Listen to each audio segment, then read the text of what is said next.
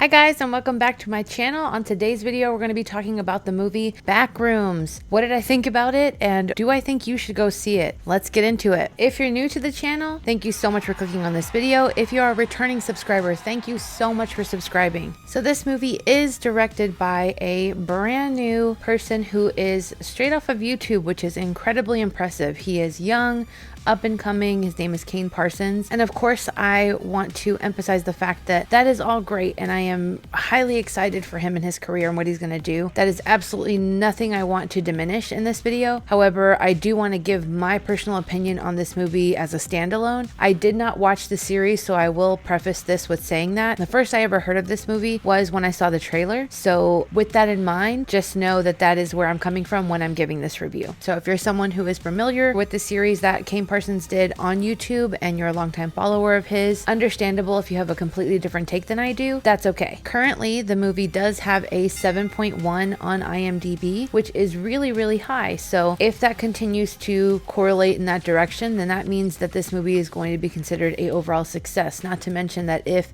box office draw continues to go the way it's going, then he's going to have a very successful opening movie, which is incredible. The movie itself, the tagline says that it is basically about a therapist whose patient goes into another dimension and she is forced to follow him into that dimension in order to find him. I personally find that description to be misleading, and I'll get into that, but just going to put that out there right away that that was something that I felt didn't really match entirely what you get when you actually watch the movie. So if you're new here, just so you know, how I kind of gauge my movie reviews is when I'm thinking of a movie, I'm looking at a couple of different things. Does the trailer meet my expectations when I actually see the movie versus what I feel like I was sold in the trailer? So that is something I call the trailer test. Backrooms, I would say, failed the trailer test. The reason is that I think that it is significantly slower paced than what it tries to portray in the trailer. But to be honest, I don't really think that they could do that and then successfully draw a crowd to the theater. And that's because if you know a movie is slow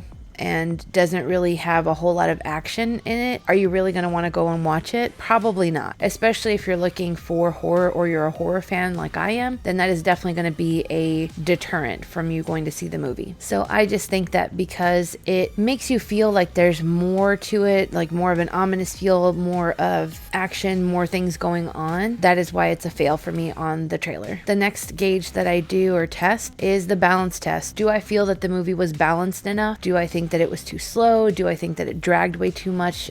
Do I think that those drag moments justified what they led up to or whatever they added to the plot? Backrooms is incredibly slow if you're expecting horror. I really don't think this one should be considered horror. I think ultimately this one is kind of one of those psychological thrillers. So if you are looking for horror, just know in advance this is not horror. This is more of a psychological slow burn. And you're okay with a psychological slow burn, then by all means, check out the movie if you want to. But if you're looking for horror and you like jump scares, you like action, you like all of those things, dark humor, then this one's not going to be one for you. And I do think that it overall failed the balance test because there is a whole lot of slow in this movie. On the other hand, I will say that because of the subject matter, it kind of has to be. So that's kind of a catch-22 because the movie's concept is all about liminal spaces.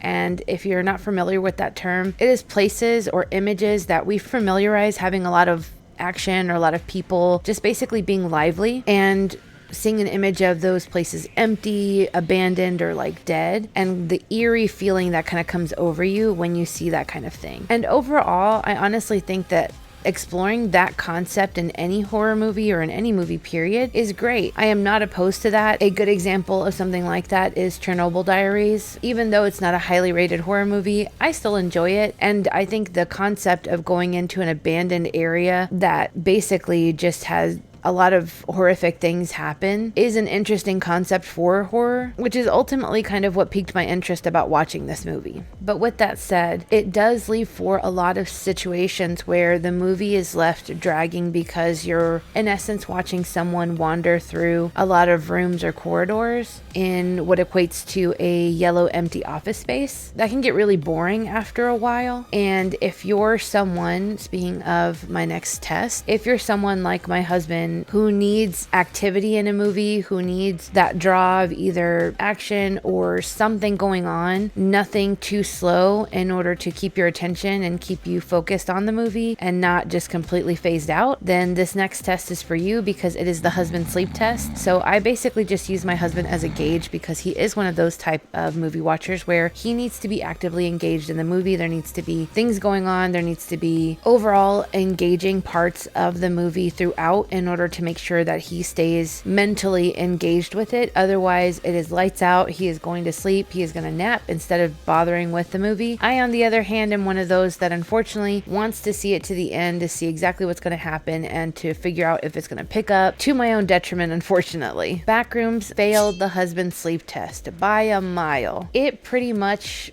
starts out with this cool, interesting VHS style, which I imagine is closer to what Kane Parsons did in his YouTube series. And it's got the movie VHS vibe to it, where it almost feels like a little short snippet into this realm that you're about to see later on in the movie. And so that part was engaging, and I thought, ooh, this is going to be a cool concept. I'm excited to see what they do with it. The problem is between that moment, which is only a few minutes in the beginning, to where action then resumes again is like 40 minutes. And 40 minutes of slow burn is a lot to ask of a movie watcher, especially if you're tired at all. And who isn't these days? We all have full-time jobs and life pulling us in all kinds of different directions. But anyway, this one just has way too much slow, I feel like, between that first scene, that opening scene, and when the action resumes again. So if you are someone like my husband who has that issue, know that this one is going to be a total snooze fest for you. You are not going to withstand that super slow burn in the middle that tends to drag on throughout the end. Next thing I tend to tell you guys is, would I personally recommend that you go and check this one out in theaters? If you're someone who is a fan of the YouTube series and you just really want to support the person, the creator who helped direct this for the first time or was a first time director on this movie, by all means, check it out. But if you're someone who just saw the trailer or has no knowledge of this person like me before seeing the concept for this movie, and you're looking for something that is horror, then this is not for you. I would not recommend seeing this one in theaters, mainly because it is incredibly slow. I mean, perhaps if you don't care about that and you're just curious about where the concept goes, then go for it. But if you are someone who cannot deal with the slow-paced movies, be warned that this one is very slow. Would I rewatch or buy this movie? I would not. And it's a one and done for me. Because it's so slow, I just really don't see a purpose in rewatching it. I do appreciate some of the cinematography, and the lead actor is a strong actor, and I've seen him in quite a few things. Kinky Boots and 2012 and 12 Years a Slave, all really super strong performances of his. This one, it's just the subject matter and the slow pace of it that I can't deal with it. It's too slow. Also, it goes in some really weird directions,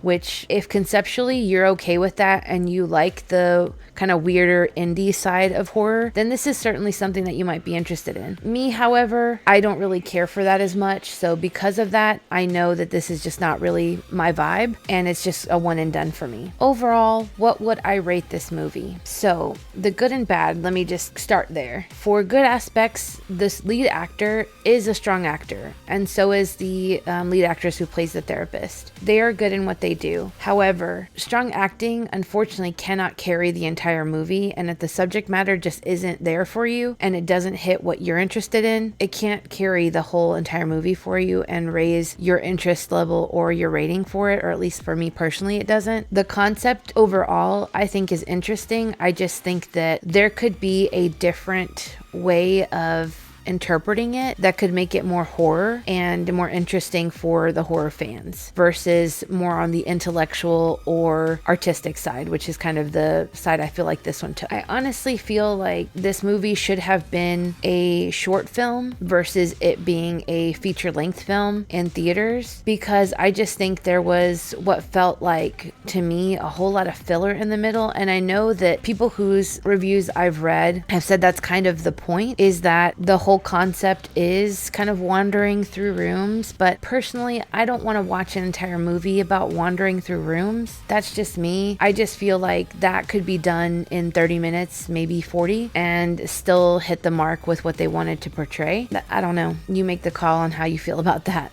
So all that being said, what do I overall rate this movie? I would honestly have to give it a 4 out of 10. I can't give it lower than that because I can appreciate, like I said, the level of acting. I can appreciate the cinematography. I can appreciate the originality of it. And I can also appreciate the fact that it is a new up and coming director who is trying things out. All of those things said, the slow pace part of it, the fact that there are some concepts in it that I feel are just overall weird versus scary or creepy, and I was expecting scary or creepy, so that to me just was a big letdown. I think that there could have been a lot more done to make it scary with very little effort, and there wasn't, and that was kind of a letdown. And just the slowness of it all, and the fact that there's just so much what I feel like is filler in the middle that just really dragged the weight of this whole thing down for me, and that's just why it's a 4 for me out of 10. If you saw this movie or you have watched the series on YouTube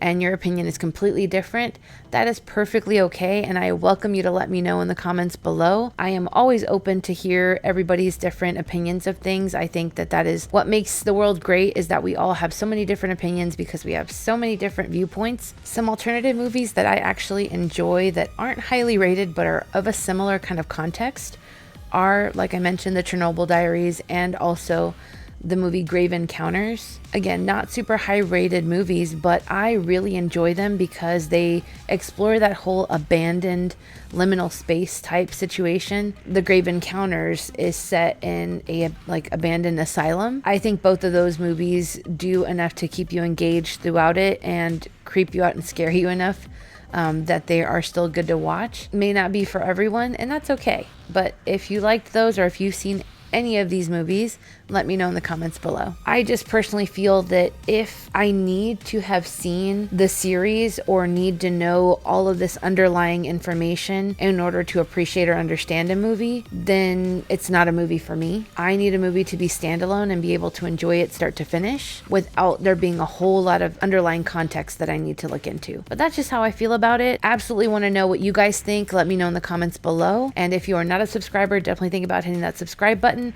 And also, of course, hit that like button if you like the content so I can continue making videos for you guys. But thank you so much for watching, and I'll see you in the next one. Bye, guys.